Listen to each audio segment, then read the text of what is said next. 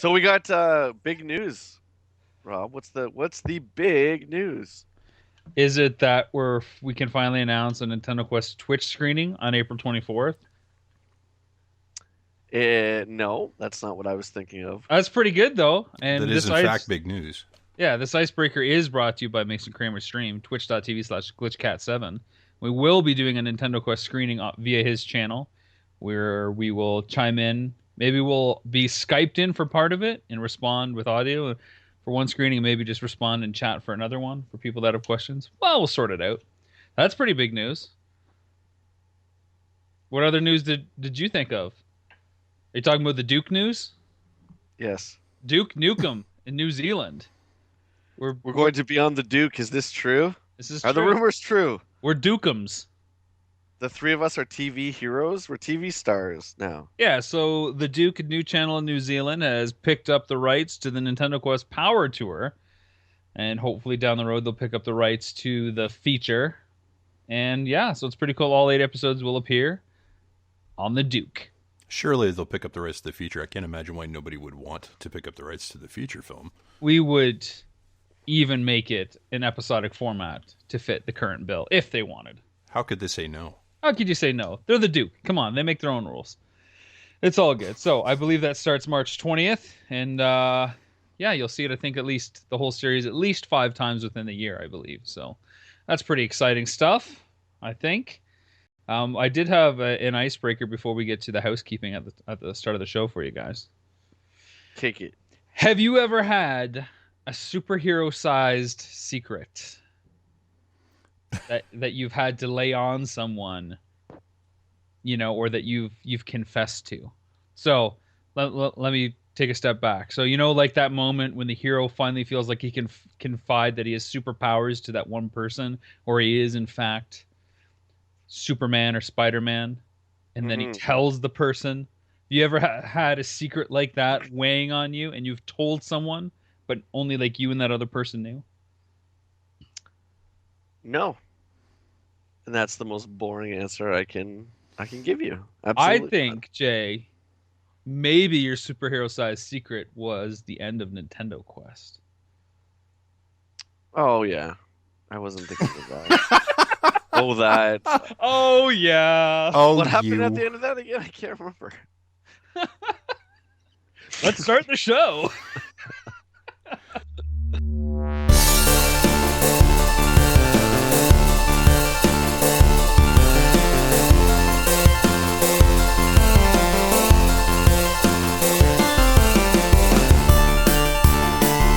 Welcome to another GamerCast. What did you hear? The GamerCast.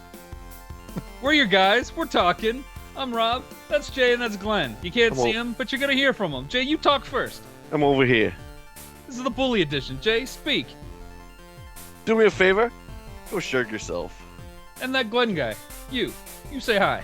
Hey, I'm over there. Welcome to GamerCast. Here we are talking like 3 guys. True wise guys. Yeah. All right. Yeah. Thanks for listening to GamerCast. See you later. All right, we got some housekeeping to take care of. He-Man Kickstarter is going to be over tomorrow. Check it out, support it, get the extended fan edition because it won't be available later. And if you don't pre-order it now, it'll never get manufactured for you. So you need to support it in order to get that awesome definitive look. If you like Star Wars, if you like 80s, if you like Transformers, G.I. Joe, and everything else from our childhood, you need to pre-order it or it won't be available later. The box art Kickstarter starts mid-April. Lots of cool people on board. More people added every day and announced every day. Jay, Galaxy Far, Far Away. How's that going? Cops fighting crime in a future time. That's going on. Galaxy Far, Far Away at Podbean. How's Dash Quest going? Dash Quest is going fantastic. I don't have a witty 80s cartoon one-liner to offer in response. But it's going great, man. It's cool. We're making games and people dig it, and we're trying to find new ways to keep people coming back and playing it every day. We're really excited. Have some ideas to do that in various ways. Another shout out to our Patreon supporters. Your support and patronage makes these episodes possible. And a shout out to Rabble.tv, who is, of course, simulcasting our episodes as well, which is cool. So a whole new audience. As we said near the beginning, there's going to be a Twitch screening of Nintendo Quest on April 24th. There's going to be 3 of them at 12, 2, and 4. Twitch.tv/glitchcat7. Everything you want to know about Nintendo Quest, you can ask Jay and myself and whomever else we're able to pull in as special guests. So that'll be fun. And today, Glenn, Batbuck, I think we're talking, I don't know, is this another grab bag of sorts? We've each got a few different topics. Batbuck. The Dark Buck. I'm convinced that you guys just come up with new nicknames for me by putting random words together. That's usually our MO, to be honest. That's how I speak. That's like my language. It's like Retgar. It's just like TV talk. Movie quote talk. That's how I speak. Yeah. Grab bag in it, fellas. As I understand it, we have all prepared a few subjects to discuss. Yes. We've got a few. Yes. Yes. Quite a few. I'll start it off. I want to know which one of you guys played the Division beta. I played the Division beta twice, closed and open. Isn't it only on Xbox? No, it was available on PS4, but Xbox One players had a day extra lead time. Okay, so to answer the question, I did not play it. Okay. So I did not either. However, most of my gamer friends on Facebook are talking about it now. Did you say Facebook? No, Most of my friends on Facebook are playing it? No, I said Facebook. It sounded like to me too, I won't lie. Most of my friends on Facebook. I assume Facebook is kind of like an Ashley Madison kind of deal. And I'm not married. Why would I go on Ashley Matterton? Because you can't get an account unless you are married. So most of my friends on Facebook are posting all about the open beta that just closed this past weekend. And Glenn, yeah, I kind of remember you actually did play a bit of it. I initially had absolutely no interest in it, mostly, unfortunately, because it was made by Ubisoft, and I'm kind of soured on those guys for a number of different reasons. But then I started to watch gameplay footage, and yeah, what were your initial thoughts? To me, it kind of looks like a Walking Dead-ish kind of survival. Like, and that's the kind of thing that intrigued me, the fact that anyone can turn on you at any given moment and basically kill you. Is that correct? It's not quite correct. This thing is kind of weird for me. I played the closed beta, and I spent a fair amount of time with it when the closed beta was going on. And then I played it this past weekend during the open beta. Mm-hmm. And I gotta say, I definitely was not as into it the second time. Why, did they change stuff? Not really. It's just that, like, going back through that early stuff a second time was a little less engaging, and I just didn't find myself making the time for it that I did during the closed beta. But it's a third-person shooter, so it's kind of equal parts like post-apocalypse survival shooter and like military-style shooter and like team-based thing, right? So, and it's an RPG too. So it's all these things kind of thrown in a blender. And I think it's cool in a lot of ways. Like, it's a gorgeous game. Like, it's a really realistic feeling New York that you're playing in. You know, aside from the apocalypse having happened.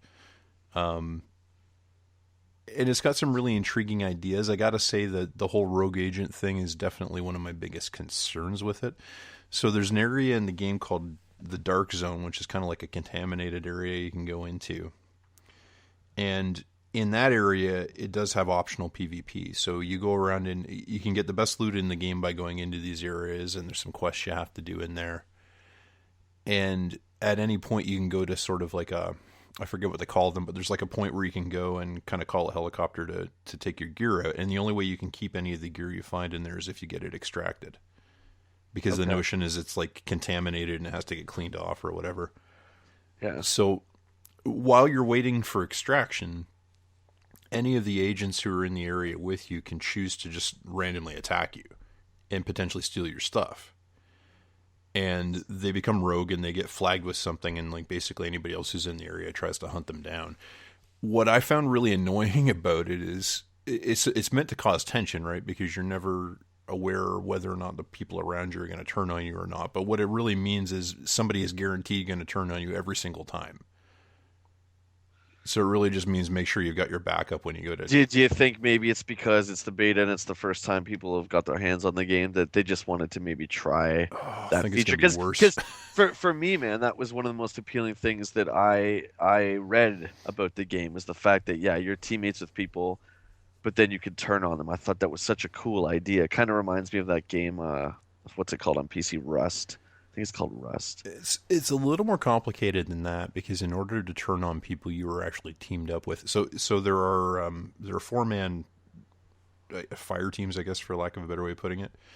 So you can play with 4 people in your party, and there's the mechanic where you could be teaming up with another group of 4 people who are just they're not in your party, but the 4 other people who are grouped together.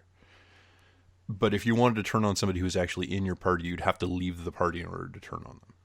Oh, okay. You know what I mean? So if But if you're in you one go, of those 4, you'd have to jump group and do that. One of my clan buddies actually did that to another one of my clan buddies, and it was pretty hilarious. but if you go into the dark zone, that just it's automatically like a PvP zone in WoW, for instance. So everyone is just like, Yes, it's not that quite. It's not quite that Wild Westy because right. there's no incentive for you to just start shooting people unless they're at an extraction point, right?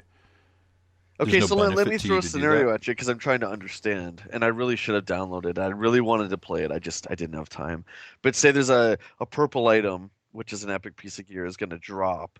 Everyone's kind of looking at it like, you know, lions looking at a deer or something like that. Is that the case? And then it's like you've claimed that piece of gear, so now, your teammates be like, hey, maybe I want that cool gun, and then they can choose to kill you for it. What's more likely to happen is a complete stranger is going to see that you have something cool and they want it and they kill you. Okay. And so now what happens when that stranger kills you? What happens to your character? Well, you die, and you will eventually respawn, but the player who kills you gets flagged, Right. and they're basically like a walking target for anybody else who's in the area who hasn't gone rogue.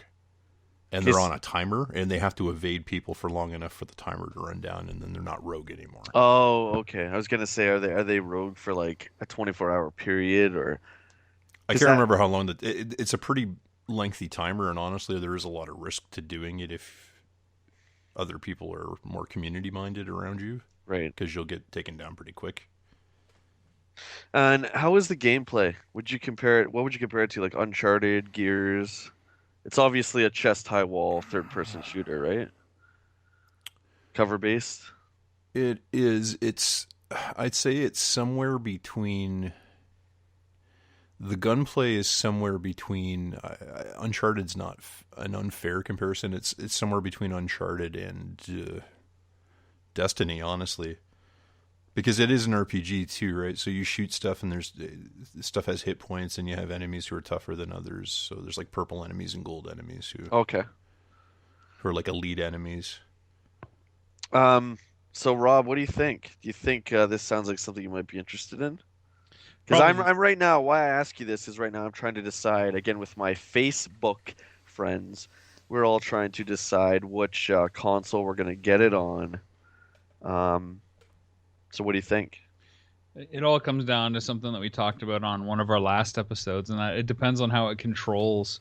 When I hear it's similar to Uncharted, I just really don't like it because I didn't find those controls super responsive when you're on a run and gun mentality and you're trying to run. And what's the camera like? If you do go rogue, and how much of the odds stacked against you for doing what you want quickly enough. Find Uncharted, once you identify like the course that you have to go on, then you can work within the limitations of the control and camera mechanics. Otherwise, you're just at the mercy of what like the game itself. There's so many levels in Uncharted where the Wendigo chases you and you can't see it, but because it's just far enough behind you. But if you stop running, you're going to die, and then it'll come into frame at the last moment. So, I don't know. I don't know. And Glenn, you said you're getting it on Xbox.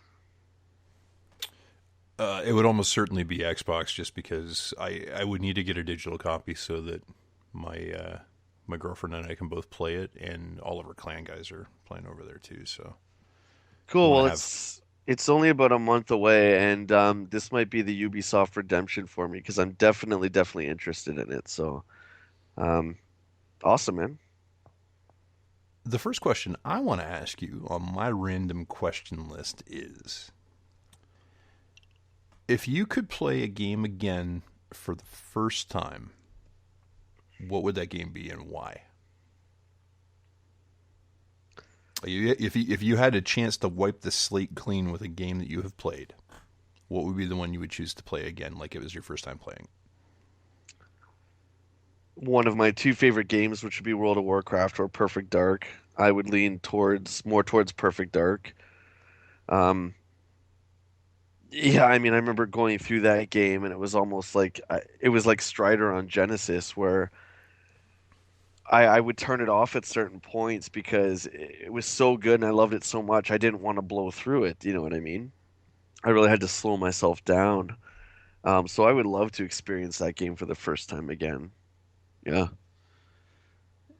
It's hard for me to say, but if my living situation was a little bit different, I'd probably say WrestleMania 2000, because that's a game that we played for hours and hours and hours on end, to the Yeah. point where, there was like no curfew or anything, and we'd like look at the clock, and it's like, oh my god, it's like 12:31 in the morning. We've been playing this for 8 hours, and then doing the same thing over and over and over again, and just having infinite fun with all the variations of the modes and the characters and the diversity of it all, to the point where we really got in the spirit of putting on our own kind of broadcasts and theme music to act out our own storylines and narratives. And we would draw our own roster of characters and like a lottery system. We did. Yeah, I uh, remember that.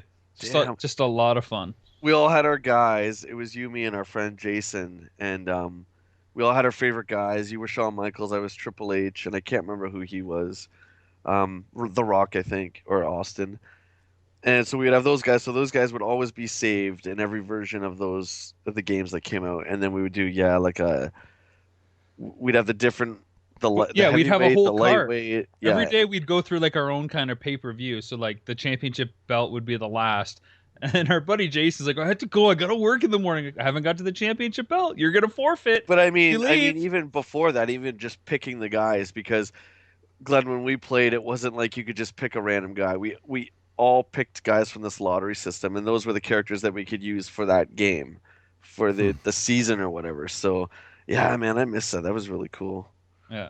No Mercy was even better mechanic wise, but I don't think we were into that one quite as much as 2000. Again, I would use the same comparison from GoldenEye to Perfect Dark, where GoldenEye, all of us played it probably more, but the mechanics improved with the sequel.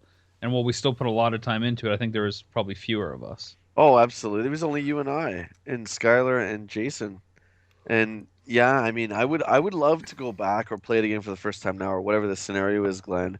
And I would like to try and get more of my friends aboard on Perfect Dark, because I think so many people missed that. It came out the year that the PS2 came out, right? It was one of the last 64 games, and I think it really got overlooked, which is a damn shame. What about you? It tends to be my answer for a lot of things, but the original BioShock probably would be the game I'd pick. And it's just because it's so rare that I have a game come out that not only meets the expectations I have for it, but just completely blows them out of the water. And at that point, having, not as much familiarity with the System Shock stuff, not having played some of that older PC stuff before it, I didn't really have a lot of expectations beyond what I'd read in magazines and that sort of thing. It's also rare that I have a game that just kind of consumes me to that degree, where it's just nothing but that game all the time, anytime I have a chance to play it. Yeah. Those days are kind of past now, I don't have the time to spare anymore. But if I could recapture my experience playing that game for the first time, at the time that I played that game for the first time, I would definitely do it. Let me spin that question around a little bit. Are you guys envious of people who have never played great games like the ones we've mentioned, and that are about to play it for the first time? So Glenn, you encounter someone who says, "Oh, I listened to your show and I'm going to play BioShock for the first time since you speak so highly of it." It's like, did it hit you in that way? Oh man, what a great game! What a great experience! I think that would be an awesome thing, and I would certainly not deter somebody from doing it. I think the trouble is, Are they going to have the same experience that you had, given how many years I don't. passed? They're not, and I think it's just because that game is so old now, and it's been out for so long that coming into it for the first time and experiencing it at the time it was released versus now is going to lead to a different experience for somebody, and that does not make it any worse a game. I mean, by all means, you should still play it, but I think there's something specific about playing that game for the first time in the era it was delivered in. Because if somebody remade BioShock, if Irrational had never made BioShock and they remade that as a game in 2016, they would definitely make some different decisions along the way somewhere. And it's kind of hard to play it and not have that context in mind, I think. I would Okay. even take that a step further and say, yeah, going back to Perfect Dark from the year 2000. Yeah, I mean, you boot up that 64 game now, and you're definitely not going to have the same experience, even though they did an Xbox Live remake, an HD remake of it, which is not the same. Well, But man, do you remember trying to play GoldenEye at your place a couple of months ago? yeah, I just regained my vision a couple weeks ago from that. So Can you imagine somebody playing that for the first time now and somehow yeah, understanding the significance of that game? And that's what I mean. It just, it's not me saying that I don't think the game would hold up, because it absolutely does hold up. But it's a little different playing it now versus, the the era it was made for, I guess. Let me spin it again then. What's the one game that you haven't played that people keep telling you, oh, you got to play? For me, it's Final Fantasy VII. Easily everybody says it's one of the best games of all time. It's obviously arguably the best in that series, or at least the most definitive in the PlayStation era of Final Fantasies. I And have a lot. but what's the number one you think? Or the first that comes to mind? The I don't know if XCOM, Jay. Play That's XCOM. that's what I was gonna say. I have the sealed copy on 360 there, of XCOM. Show off. That is the first one that comes to mind. I don't think, to take it a step further, I don't think I've given most of the Zeldas after Ocarina a fair shake. Sorry, after Majora's Mask a fair shake. Certainly is not. that a bad pun about motion control in Twilight Princess? I was just gonna say that because Twilight Fair Princess. shake? Oh, I get it. I get it. Thanks for spelling it out there, Batbuck. Um, Great detective work. yeah, because Twilight Princess had that messy. It was the last GameCube game, but it was the first Wii game. It was really difficult to get on GameCube. I don't think I gave that a fair shake. The same with Skyward Sword. I don't think I gave that a fair shake either, because if you guys have ever tried to play Skyward Sword, the beginning of that game, the introduction to it is so long that you're in this town and there's so much white text on the screen. It's just I couldn't do it. It bored me to death. Skyward Sword is still the only Zelda game I have never played. And I heard I remember Scott from Electric Playground just raving about it, and he feels the same way we do about Wii games, that he doesn't want to waggle his way through stuff. He doesn't like that, but he couldn't put it down. After you get past that initial first town, but just the training tutorial in it, I just couldn't do it. And flying the bird, doing up and down with the Wii remote, it was just I couldn't do it. So over XCOM, Rob, I'm afraid I'm gonna have to say those Zelda games. Ugh, you're missing out, because at least you've played those Zelda games. You haven't played the Redux XCOM, man. I'm telling you, you're gonna love it. You're Oh, I gonna know. love it. I was a huge fan of the first one. We played it for hours on PS1, and we even played the PC one, the second one. So that's what gets me, I guess, is the amount of fun that we had on that, and how highly I speak of that franchise, and you still haven't played it. Well, it's not that I don't want to play it. Yeah, we'll get into that. That's one of my points in a few. You But just don't want to enjoy it. no, a lot of it had to do with the fact that in XCOM, the original, the characters you made, You love once they were dead, which was really cool. But how much fun did you and I have doing that together? a lot, but you'll have fun doing it on your own too, and we can play online Yeah. against each other. I'm telling you, it's some good stuff. You guys want to hear? There's Go ahead. I was just gonna say, yeah, there's really a million that all of us need to play. It's just finding the time. Here's a question for you guys. With virtual reality around the corner, it's kind of a two-part question. What kind of game would you love to see and would you hate to see in a VR setting? As amazing as it would probably be, I would hate to try and play a survival horror game in a VR setting. It's the one of the things on my list, especially as Jay and I were talking about Niagara Falls not too long ago, in which you have to kind of go through a linear path where things come up and scare you. And Jay does not like those. Nope. But that's the one of the first things I would love and hate to see. So hit both. I still can't believe you dragged me through that. No, okay. So what happened was I didn't drag you anywhere. It was your significant other at the time that was pushing you into it. And I said, "Oh, come on, let's go." And then you took 2 steps in there and you said, "Nope, I'm done." Out. Do you remember? I was so against this. I'm gonna embarrass myself here. You ever go think in. back to the time where where you're embarrassed? Yeah, there you go. This just triggered it. So this is one of the ones that's not on a ride. It's not on a track. You actually walk through it. And I looked at the ticket guy when I go in there. I'm like, do me a favor, please. Do me a favor. He's like, what? I'm like, make sure no one touches me. I'm like, I don't want anyone grabbing me. And then Rob's just like, oh, come here, you big baby. And I remember like hanging on to Rob. I think we're all hanging on to Rob going through that place. And I think I spent most of it with my eyes closed because I have no recollection of anything. That could have been the booze we drank after. Or before. During. Oh, VR.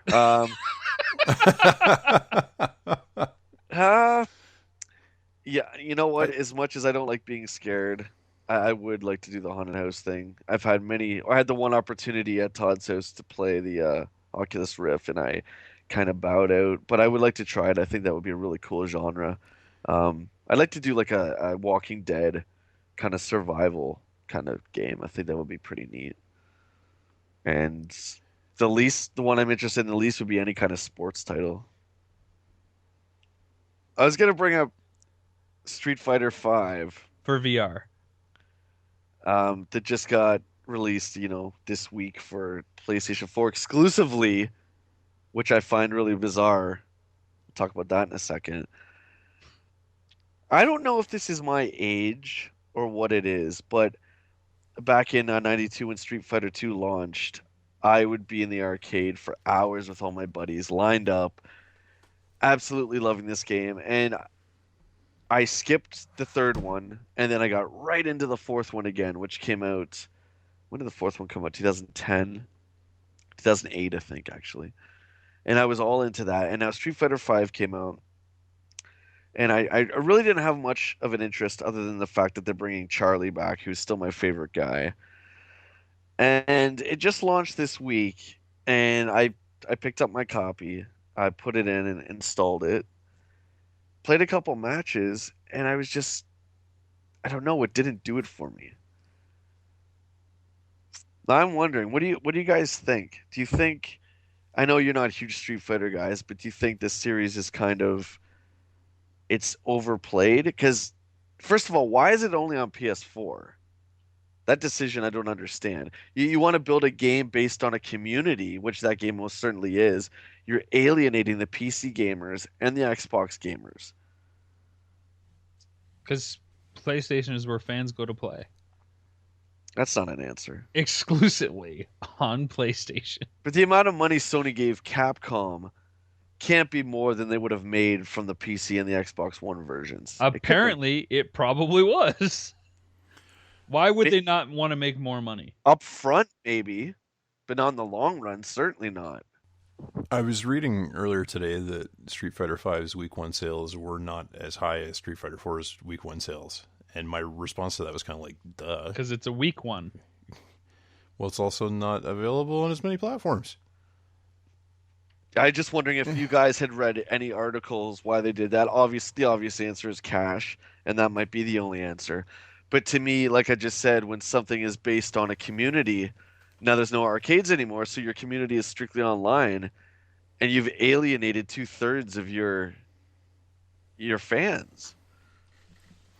Well, and when the finished product is apparently as buggy and not complete and Well, chock full of just because all the paid characters you want to purchases. play as might not be there every time you turn on the game. Yeah, Is that a that's big sad deal? too.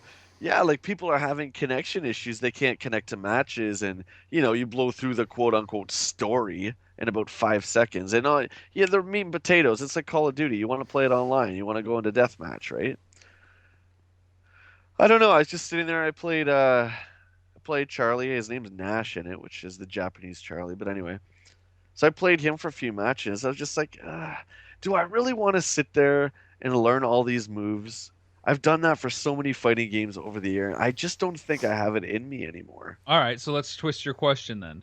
If you're fatigued on Street Fighter, what does that genre or that franchise have to do to reinvent itself? But how much can it invent itself? I mean, I didn't get too far into the game, but I understand now it's kind of like MK where you can pick up the guy and throw him through to another screen, which is kind of cool. It's so cool, in fact, that you're yawning about it. Yep. All right, Glenn, what do you got?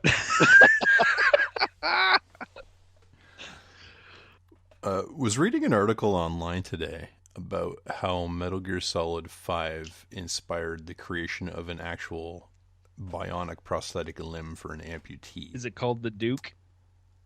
It's not called the Duke. And that made me wonder, which game object would you guys like to see actually make it into real life? Lightsaber. Don't... Fire okay, flower. Here's the thing. Make it a relatively realistic option. Like something that's near... What's a piece of game technology that we're actually relatively close to? I want a portal. Oh, okay. Give me a portal from Portal. Because I didn't want Jay to say the Millennium Falcon or some damn thing. Jay would never pick a Star Wars thing right off the Okay, cuff. so I won't say a Star Wars thing. So something that's similar to the bionic arm. How about Bionic Commando's bionic arm? Does that help your bionic answer? There's a bionic answer for your bionic question Is there. that realistic enough for you, future boy? Yes? Okay, Bionic Commando's bionic arm. I like to go bionic with that, shooting that thing around. You'd be like Spider-Man. Spider-Man. Be like Spider-Man and have a whole schedule. What was your answer, Rob? Told you I want a portal from Portal. You want a portal gun? Yeah, give me a No, portal. no, no, no, no, no, no, no, no. How does that pass, but a lightsaber doesn't? Because we just detected parallel universes and gravitron waves or whatever. Yeah. Let's shoot a gun and then go through one hole and out the other. Mm-hmm. No way, Glenn. Disqualify that answer. That's BS.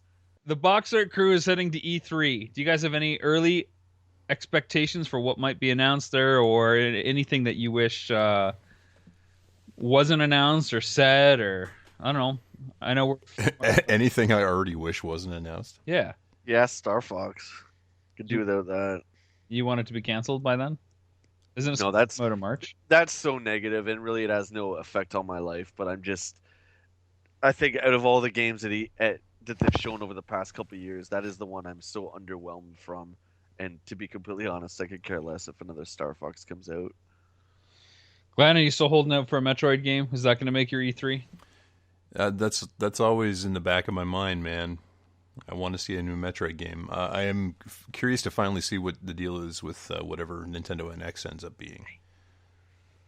And I'd really like to see more Zelda, and I think this year we probably will. So Yeah, I would like to see the new Nintendo system. I'm quite excited. I hope they go back to the classic controls. Even if they don't, I'm always excited to see what the Big N has up their sleeve. So hopefully we'll get a taste of that.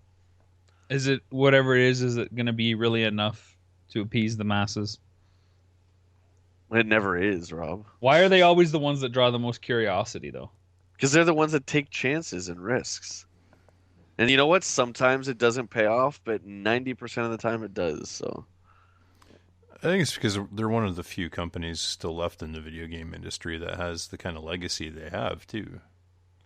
So you and I were talking on the phone the other day, Rob, and we were both talking about how we were both completely burned out from games. Glenn, I want to know if you're in a similar boat. Like Rob and I are just having a really difficult time getting back into the swing of things, I guess you could say, as far as games go.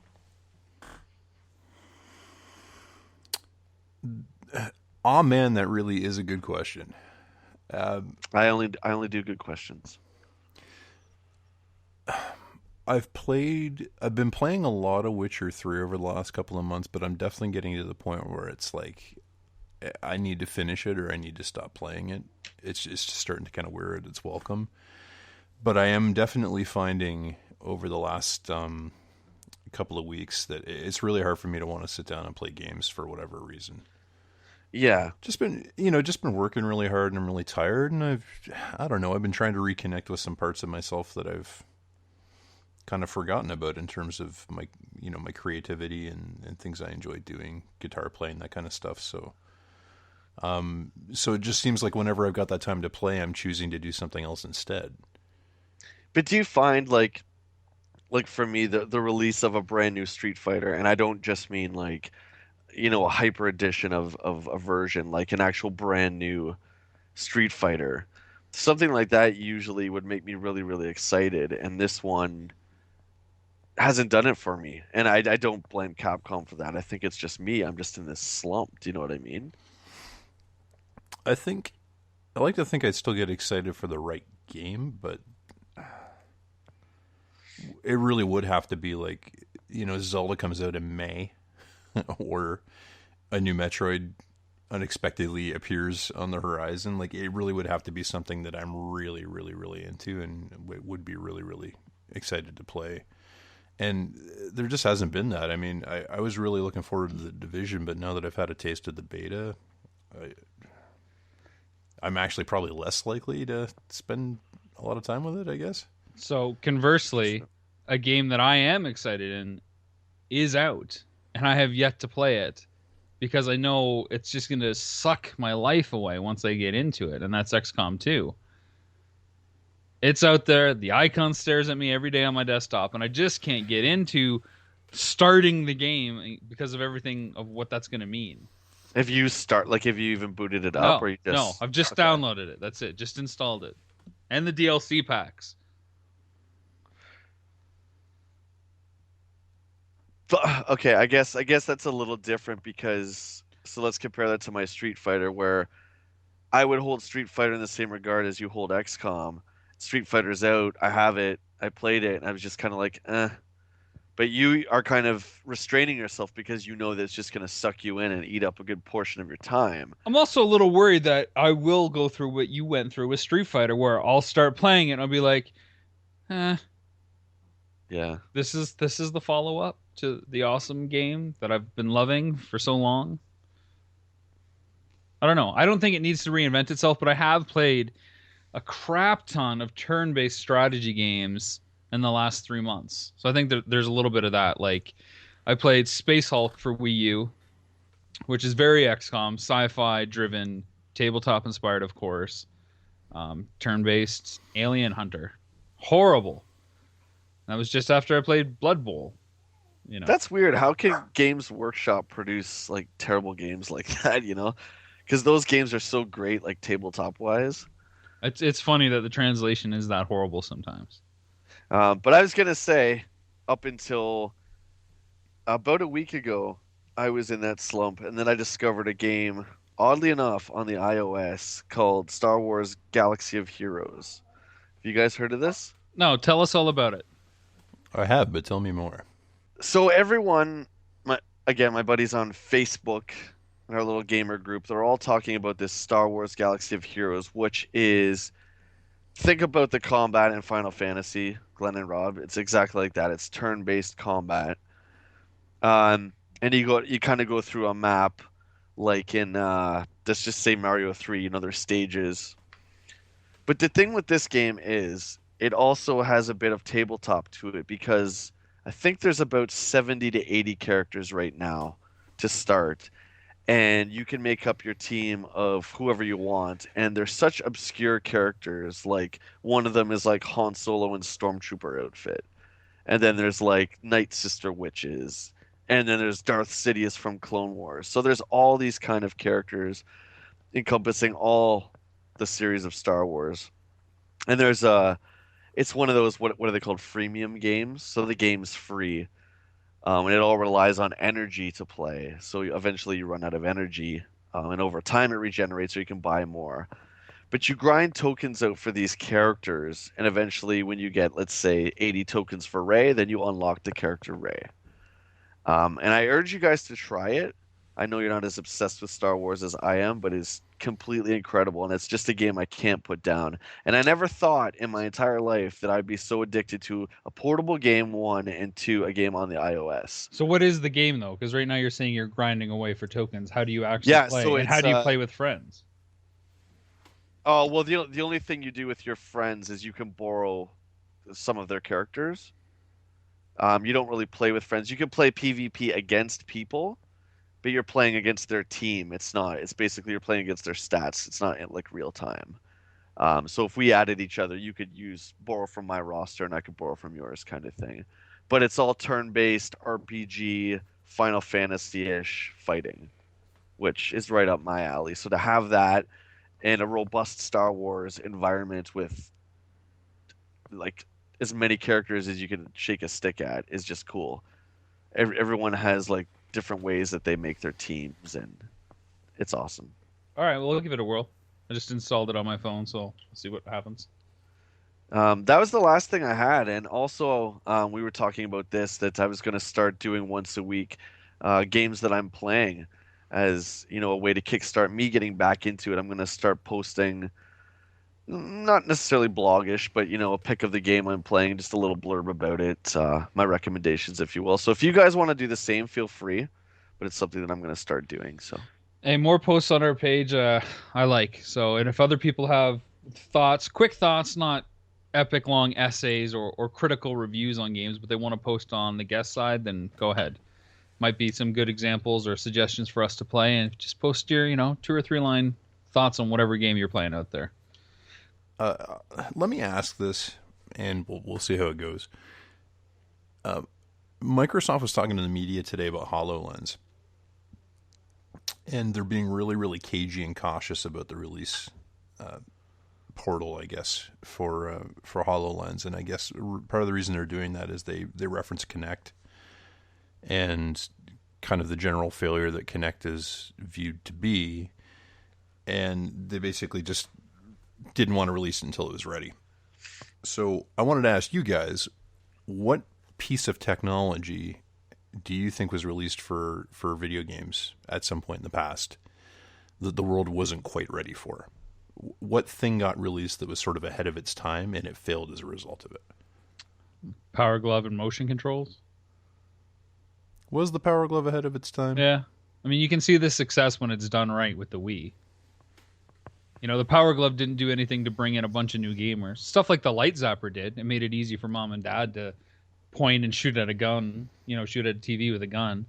It's a pretty easy concept, and that's eventually what motion controls happened later. Mom and dad could pick up a controller and play a game. Power Glove was just very complicated. You had to input a code and move in very specific ways, and then and then the ways you moved differed from game to game, and some games wouldn't respond to it at all, but some did. So for me, it's a case of it didn't work in that way, but it worked so universally down the road.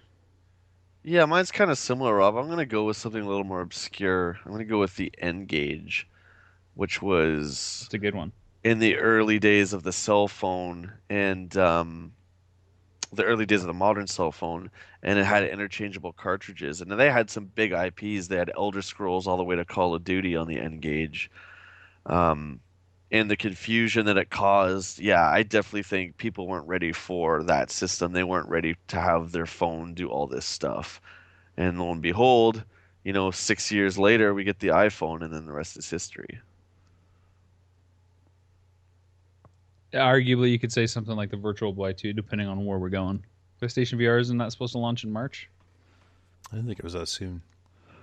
I don't know, man. Even at the store, I haven't heard much about it. Our rep hasn't said much about it, so I doubt very much. March seems to be a really odd time to launch something that big. That seems more like a September thing, but who knows? I'm not excited about any of that stuff. I'm tired of gimmicks. And Glenn, to echo kind of what you said, I don't think the Kinect and the Move were failures. They certainly weren't as responsive as the Wii controls, but I just think that gamers were just tired of that, and I think it just wore out its welcome. So I mean, at the heyday of the Kinect, it was very popular, and people were buying Kinect games like crazy. I think it just wore out its welcome. Well, for everybody that's a Patreon subscriber, you get to hang out with us for just a little bit longer. For everybody else, you can pledge $1 or get shot. Down with less content. So hopefully you've subscribed for $1 and you'll join us in a few minutes after the warp pipe sound. All right, that'll do it for another GamerCast. Thanks for listening. Hope you've enjoyed this roundtable grab bag discussion. Grab your Duke and tug it off. So from myself, Rob McCallum, my other co-host, Jay Bartlett. I will see you soon in the origin story of Kylo Ren, where he's a radar tech with an 8-pack. And Glenn Stanbuck, the bat of Optimus Wayneville. The what? And say your sign off. Thanks very much for listening, everybody. I'm going to try and decipher that nickname. Thanks very much for listening, guys. We'll see you next time. Thanks. Cheers.